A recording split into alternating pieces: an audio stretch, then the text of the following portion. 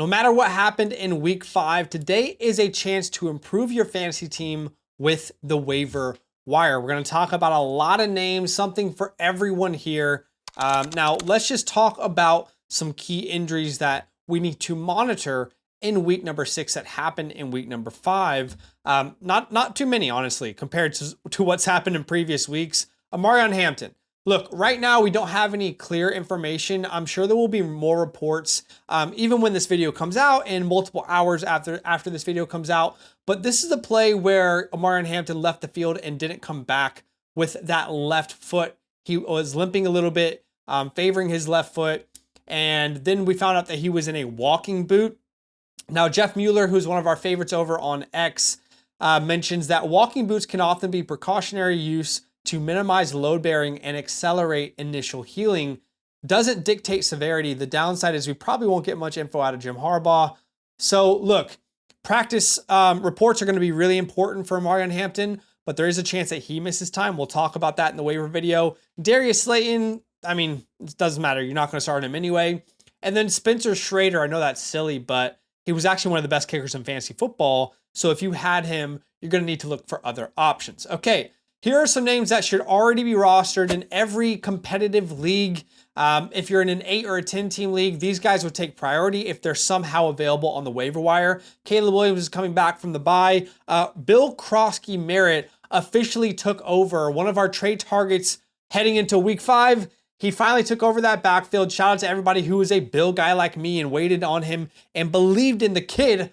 Finally, Ja'Cory Krosky-Merritt leads the way in snaps. What we had seen all year is that the first 2 drives, Bill Krosky would have not been involved, right? It was either Austin Eckler, then after Eckler went down, it was Chris Rodriguez. But finally, Bill Krosky-Merritt got the complete starter experience. Now, yes, Rodriguez and Jeremy McNichols were still involved, but JCM led the way clearly, 16 total opportunities. He was absolutely dominant with it, 27 fantasy points, 111 rushing yards. And, you know, the best part about it is even in like crucial downs, like on the goal line, like these high value snaps, JCM was getting them. So he's someone that you could potentially flex this week. Rico Dowdle, who came into this week against Miami, scored 32.4 fantasy points, 206 rushing yards. And next week he gets Dallas. Now he's not a long-term starter because Chuba will be back at some point, but probably Chuba misses this week, and Rico's another name that you can play this week versus the Dallas Cowboys. Woody Marks. Look, I know the experience for Woody Marks wasn't great here in week number 5. I had high expectations. I'm sure a lot of you guys did too, and he didn't really live up to them. However, do not drop Woody Marks. And if Marks is dropped in your leagues, go pick him up for free. I beg you.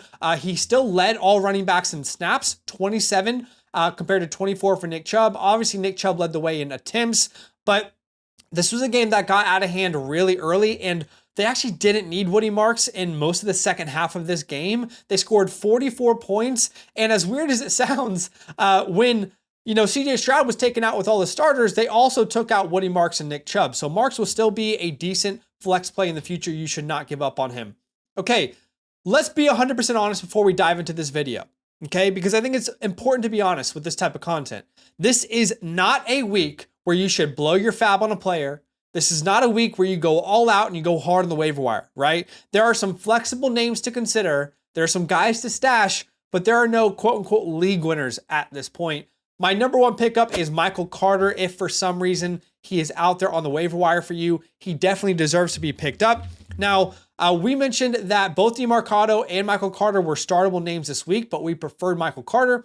And that just went back to his history previously with his organization and how he kind of led the way for them to end 2024. Now, you look at the snap count here, 39 snaps for Michael Carter in this game without Trey Benson, 18 rushing attempts, 5 targets, 23 total opportunities. Getting something like that off the waiver wire is incredibly hard to find. Now, I'm only willing to spend about 15-30% of my fab at most, somewhere in between there. And the reason why is because this is not a season-long play. When Trey Benson is back off the IR, whether that be 3, 4, 5 weeks from now, he is going to be the RB1 for the Arizona Cardinals. So right now, what's it worth it, for you to have a starting running back for the next 3, 4, 5 weeks? That's what you have to decide, because it's clear and obvious that Michael Carter is the name that they're going to trust over other names. like the Amari DiMercado, who should have had a touchdown, but unfortunately, fumbled the ball at the 1 yard line. Bam Knight. You can see the usage broken down here. It makes it way more obvious how dominant Michael Carter was. Again, 38 snaps. Vast majority of that pie, vast majority of the early down work, the goal line work, the short yardage situations. So again, if Michael Carter is out there, he's a RB2 flexible name moving forward until Trey Benson comes back. But again, we need to be realistic about what he is when Trey Benson is back. Well, if you're in need of a tight end off the waiver wire this week, you're in luck because there's a lot of great options. My favorite pick would be Darren Waller. Most leagues he will be rostered, so we're not going to spend too much time on him. But if he is available out there, I would spend anywhere from 10 to 15% of my fab. Here in the first game without Tyreek Hill, he had 5 targets. He's still getting worked into the offense, 32 snaps out of 55. So there is still more ceiling to be found here with the Darren Waller, but we remember in week 4, 17.7 fantasy points, 2 receiving touchdowns.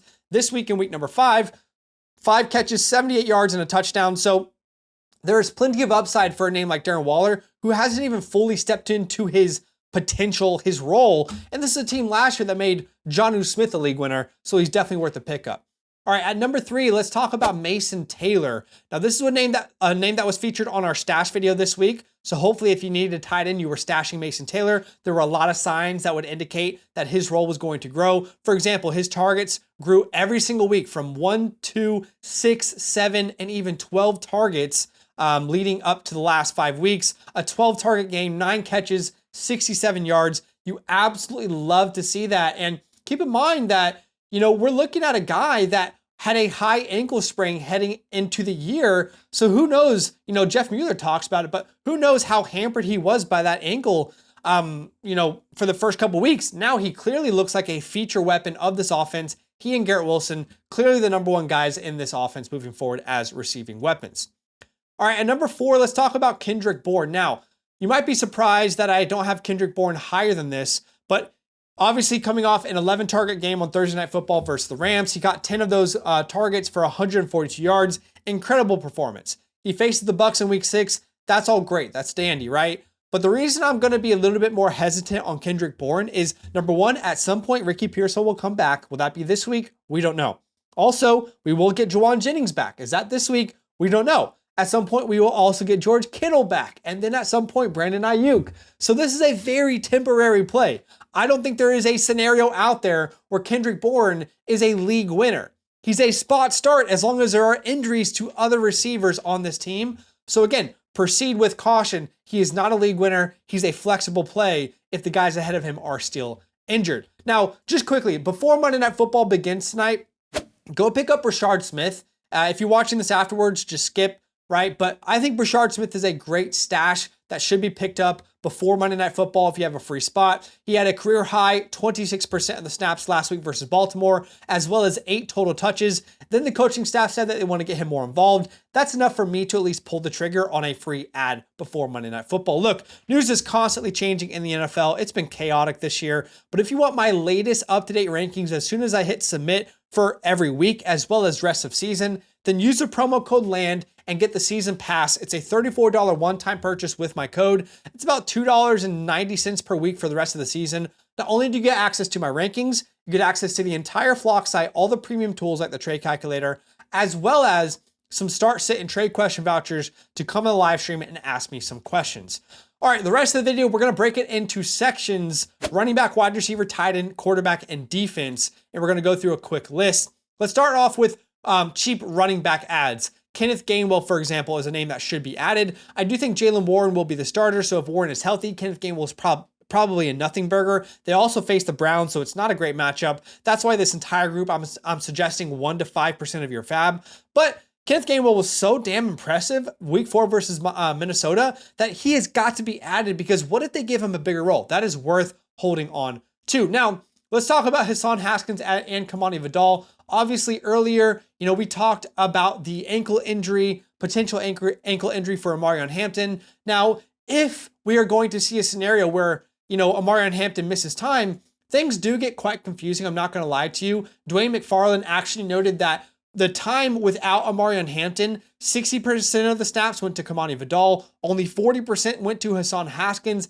However, they were also trailing in that game. So if they are up in the game, it's probably going to be more Hassan Haskins. They're going to rely on him to kind of run the clock out, to kind of establish the run game. But these are two guys that should definitely be considered. Again, Hassan Haskins had 6 total touches in this game. Kamani Vidal had 5 total touches in this game. So both names can be considered. But in my opinion, if Hampton were to go down, it would probably be a split backfield and it would be pretty difficult to project. But they are facing the Miami Dolphins. So there are worse plays than a Haskins, for example, in week number 6, right? So Haskins would be my preference, but both are names that you could be monitoring. Quickly, we can talk about Tajay Spears. His first game back, he only had 4 touches, but a name that's worth stashing because as this offense gets better and better, Tajay's role could also increase. Let's talk about wide receivers. Now, in this group in particular, I'm only willing to spend about 0 to 5% of my fab, so either a free pickup or about 5% of your fab. These are more stashes than anything. Torrey Horton, who keeps showing a ton of flashes. It's really fun to see. He's actually had a touchdown in 3 out of his 5 games. That was versus Pittsburgh, New Orleans, and this week versus the Tampa Bay Bucks. However, what's unfortunate about a name like Torrey Horton is there's just only so many targets to go around with the Seattle Seahawks. I mean, you look at this game here in week number 5, you can see JSN and Cooper Kupp still the obvious number 1 and number 2 wide receivers in Seattle with 8 and 9 targets respectively. They're both running a ton of routes, a high percentage of the snaps. Meanwhile, Torrey Horton, still that clear number 3 guy. And obviously now they're targeting their weapons like Elijah Arroyo, AJ Barner. So it's hard to really prioritize Torrey Horton and bet on him every week, but there's plenty of flashes to make him a stash. Now, Ryan Flournoy is an interesting name we should discuss. He had 9 targets, caught 6 of them for 114 yards. What we need to be careful of with young players is to box them in and say, well, that was just a fluke. It's not going to happen again. However, the reason I'm not being very aggressive on him, I only want to add him for free really, is because you have to think about it. CeeDee Lamb will be back at some point, right? Jonathan Mingo is back practicing this week. There are plenty of names on this offense that could overtake Ryan Flournoy, so it's hard to really bet on him long term.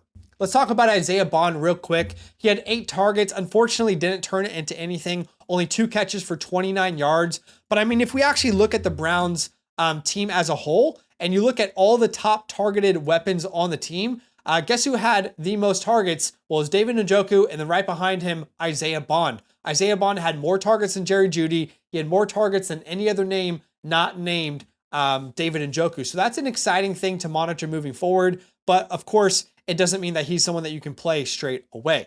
Okay, other tight ends that you can add this week. Let's start off with Theo Johnson, who with Jackson Dart is looking like a more important part of the offense than Russell Wilson was a starter, right? Last week in Dart's first start, he had 10.7 fantasy points, including a touchdown. This week versus the Saints, Dart's second start, he had 7 targets, caught 6 of them for 2 touchdowns. Now, right now, he's very touchdown dependent, so that's difficult to bet on from one week to the next, but a young player, super athlete, I think that's worthwhile adding onto your bench. AJ Barner is another name that is worth looking at. He has had a touchdown in 3 out of 5 games, again, versus Pittsburgh, Arizona, and Tampa Bay this week, having 2 touchdowns. But again, with all those weapons, I don't think you should rely on AJ Barner each and every week. It's going to be very sporadic, in my opinion. And then Taysom Hill, he was very interesting this week. Didn't really do much from a fantasy perspective, but he did have 6 carries on the ground. We all know that Swiss Army knife type of status that he has in this offense. Now, let's go do quarterback streamers. I do think Stafford is probably the best streamer in week number 6 if you're streaming the quarterback position. He's on a roll. He's got back-to-back weeks with 3 passing touchdowns, and now he gets to face the Baltimore Ravens, who CJ Stroud just threw 4 touchdowns on. He's a great streamer with all those weapons as well that he's got. Let's talk about Sam Darnold. Another option for week number 6, he faces the Jacksonville Jaguars, who are actually a pretty good defense, but Sam Darnold has thrown 2 or more touchdowns in 3 out of the last 4 games. He, again, has great weaponry. We've talked about a lot of those names today. Torrey Horton, for example, is always good for a big play. JSN, ever consistent. AJ Barner, Elijah Arroyo, great running backs out of the backfield as well. And then how about Jordan Love, who's a streaming option for week number 6? He's coming off the bye week. Obviously, the last time we saw him was versus the Dallas Cowboys. He threw 3 passing touchdowns. Now he faces the Cincinnati Bengals. Most quarterbacks are dominant against the Bengals, so definitely a good streaming option. Now, What I want to talk about next is defensive streamers for week number 6. If any of these guys are out there, prioritize them. For example, the Steelers versus the Browns. Browns are the best matchup for your fantasy defense. Packers versus the Bengals, self-explanatory. Raiders and Titans, they're both actually decent options because both of their offenses are pretty bad, but Geno Smith is leading the way in turnovers. So you could justify playing the Titans. As for the Raiders, the Titans are one of the worst offenses in the NFL. The Eagles at the Giants is a great play, and the Broncos versus the Jets, should they be out there. Look, if you won or lost in week 5, week 6 presents a new opportunity to win a DFS contest. Here's my first contest slip of the week. I'm starting Kyron Williams at the Ravens, Puka at the Ravens, so a double Ram header there. I think T-Mac could finally get into the end zone. He faced the Dallas Cowboys this week. Javonte Williams on the opposite side of that matchup. Jamar Chase and then Jameson Williams. At some point, he's going to pop off a game. Maybe that's versus Kansas City. It's very simple with FastDraft, by the way. The Quick 6 Super Slam contest just opened for week 6. Choose 6 non-quarterbacks, adjust your boosters, and you're good to go. Download the FastDraft app if you've never downloaded it before. Use my promo code LAND. I'll match your deposit up to $50 and then give you my week 6 rankings completely free. Guys, I appreciate you so much watching the video. Do me a favor, hit the like button to show some love. Subscribe if you like the content. And my stash video will be out in a couple days, so make sure you're subscribed. That's where we beat the waiver wire each and every week for the following week. But nothing but love, guys. We'll see you in the next one. Cheers. Draft with me every night this week on the FastDraft app, where there are thousands of dollars to be won weekly. Getting started is easy. Download the FastDraft app. Use the promo code LAND at signup to get your deposit match up to $50. That's up to 10 free entries on us. And when you finish your first DFS contest, I'll send you my weekly rankings completely free. Check out the link in the pinned comment to start drafting today.